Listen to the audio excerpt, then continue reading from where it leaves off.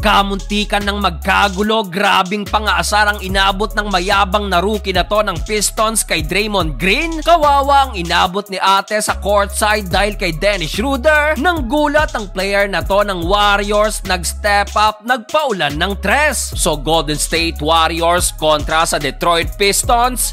Isa si Coach Steve Kerr sa naging malungkot sa nangyaring napakalawak na sunog sa Los Angeles, California. Natupok ang kanilang bahay doon at bukod kay Coach Kerr, ganun din ang nangyari sa bahay ng head coach ng Lakers na si Coach JJ Redick. Sa daming naapektuhan ng wildfire na yon, minabuting ipostpone na lang din ng NBA ang laban sana ngayong araw sa pagitan ng Hornets at Los Angeles Lakers. Mabalik tayo sa game. No Wiggins at Jonathan Kuminga ang Warriors. Hot start agad ang nagawa ng Pistons with 12-4 run. Matapos yan, may bawi agad ang visiting team. Trayce Jackson-Davis back-to-back dunk including itong posterized kontra kay Tobias Harris. Naiwanan pang depensa ni Harris sa play na to ni Stephen Curry. Crossover at nalibre pa sa kanyang transition layup. Nasundan pa yan ng step back jumper ng greatest shooter at dahil sa counter run na yan ng Warriors, natapos ang unang quarter, nakuha pa nilang lamang 25-23. Second quarter, nagpaulan agad ng tatlong tres ang Warriors. Isa dyan galing kay Stephen Curry. Inangasan nga lang si Steph ng mortal enemy number 1 ni LBJ na si Stewart matapos mabutata sa play na to.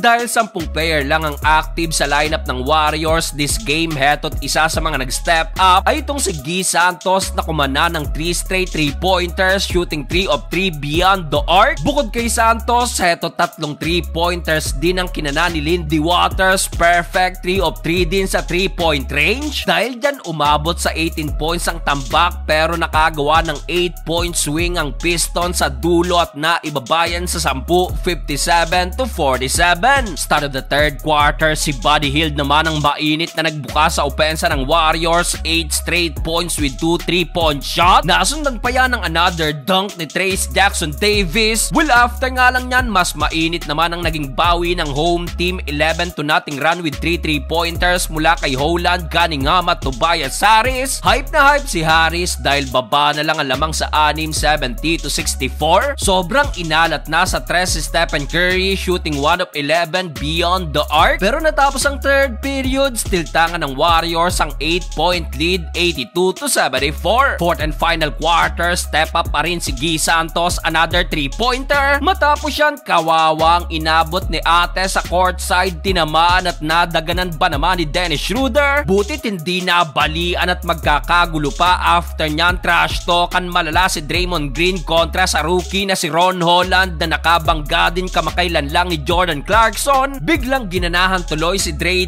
at heto, transition dunk, may patrash talk ulit sa rookie at nakuhanan pa ng offensive foul. Asar talo malala si Holland, sabay gumanito pa si Draymond Green. Lakas mang asar ni Dre at dito natambakan pa ng 18-point lead ang Pistons dahil sa nagawang run ng Warriors. Pero down the stretch, tinding run na naman ang nagawa ng Pistons at wala ng 1 minuto dahil sa dunk na to ni Malik Beasley. Abay natunaw na lang yan sa dalawa, 102-104. Last 4 seconds, pagkakataong makapag-force ng overtime ng Pistons, kaso nagmintis ang tres na to ni Beasley at sa uli, panalo pa rin ang Golden State Warriors.